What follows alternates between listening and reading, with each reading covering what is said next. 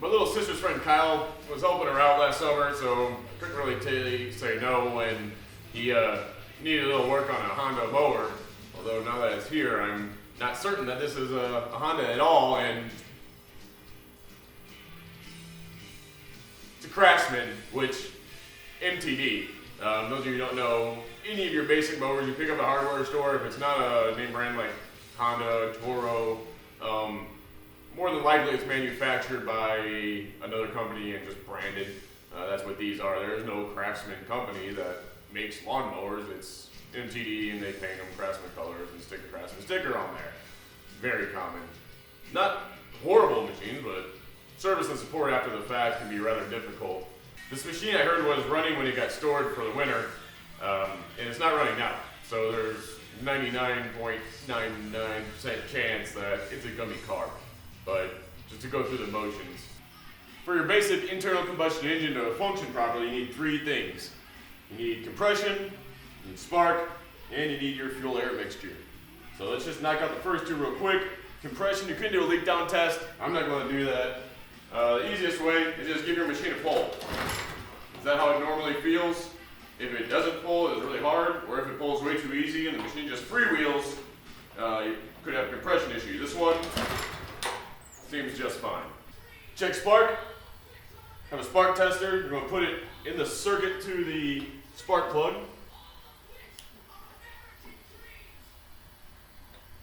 Alright.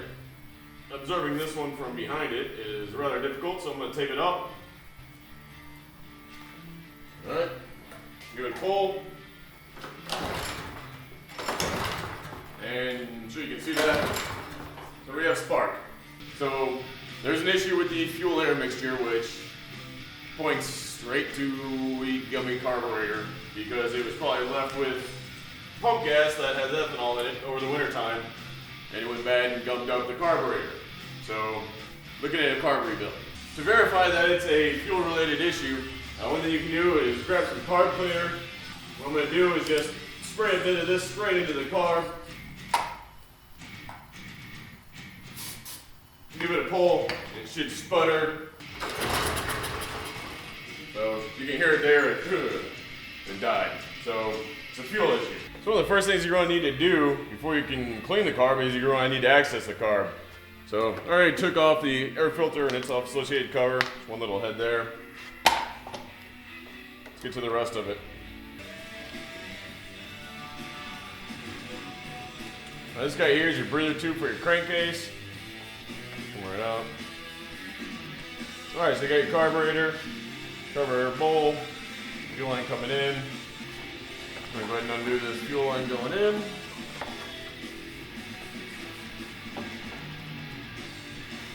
So the fuel drained. I'm going to go ahead and take out the bolts on the carburetor on, and then the linkages that are connected to it.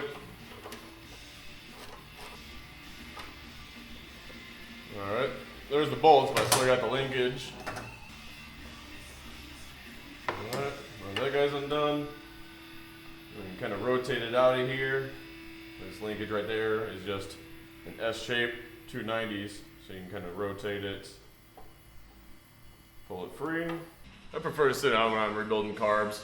Really helps being clean as well. So make sure everything's organized. You don't want to lose shit. But you will have some gas in the bowl, so got my container handy. First thing we'll do, take off the bowl. Bowl nut here.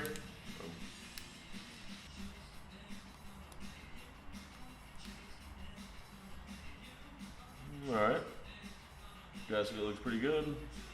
There's the bowl, the float, and the bowl gasket looks good. Get rid of this. So let's start taking this guy apart. The hinge pin. It's out of here. If you didn't just see that, that was the needle there, so that it slides in that groove. And rests down in there if you're not familiar with carburetors, and as it goes up and it floats, it shuts the flow of the fuel off, and then as it comes down, it opens up, allows fuel into the bowl. Comes up, down, constantly. Alright? Got a float there, needle. Some of these carbs will have removable seats that the needle goes into. This one does not look like it. Passageways don't look don't appear obstructed, but I mean they are. A pretty simple carb, so that's really about it. So from here, what I'm going to do, get my welding tip cleaners out for oxyacetylene.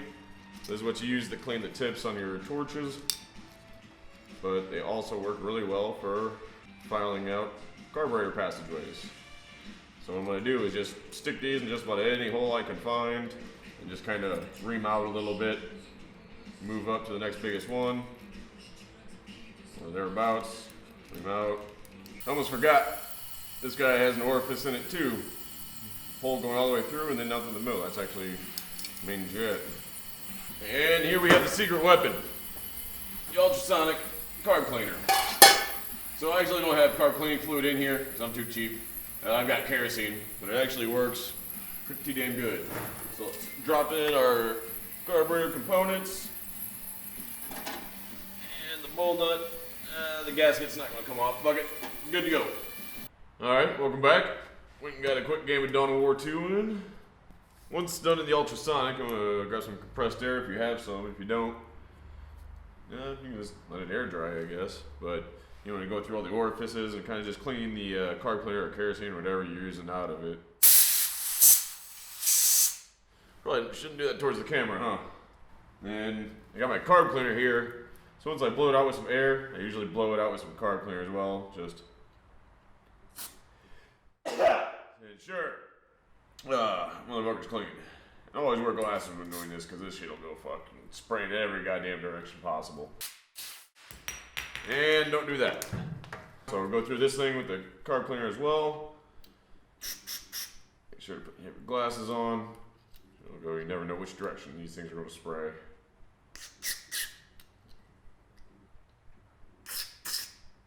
Now it's just a matter of putting it back together. Alright, so putting this guy back together, your float here and your needle. So this guy got that little top piece right there and a little just slides in there just like that and hangs down. And with your bowl, the needle sits inside there. So you have to just kind of set it down in there. And take your pin that you removed earlier, this guy, and it'll go through. Like such, and done. Make sure your bowl's clean. I just cleaned it, so it should be good. And it goes over there. And reinstall this guy.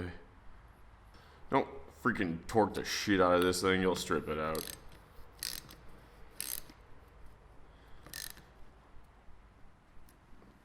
There you go. One clean carburetor. Alright, got another button back up. Well, at least enough. I didn't feel like wasting more time. I fucking want to go play some Fallout 4 Dawn of War. So, if you can't figure out how to put it all back together, you should have been taking it apart in the first place. And maybe you'll fucking pay more attention next time. Life lesson. Anyway, so this is going to determine the title of this video. Is it how I completely fucking wasted a night and I have to do rework the next night? Or how to clean out a gummy carb? Before you put fuel back in it, clean your fuel tank. Alright, drain it. Don't put that same shit back in there. You're going to end up with the same damn problem. And get the little sexy time juices flowing. Little carb cleaner.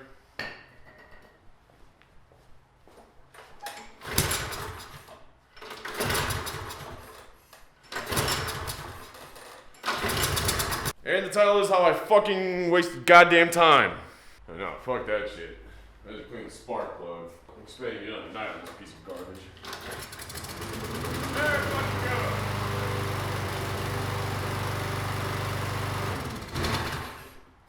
So make sure you have a good spark plug as well. There you have it.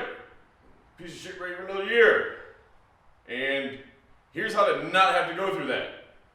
When you're done with the season and you're putting your shit away for long term, ethanol free, high octane, BP.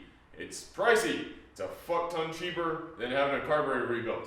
For your 2-cycle shit, trimmers, blowers, chainsaws. Same thing, just with their synthetic 2-cycle oil already in there. So, use it on your equipment because it'll save you money. Alright? Have a good one, humans.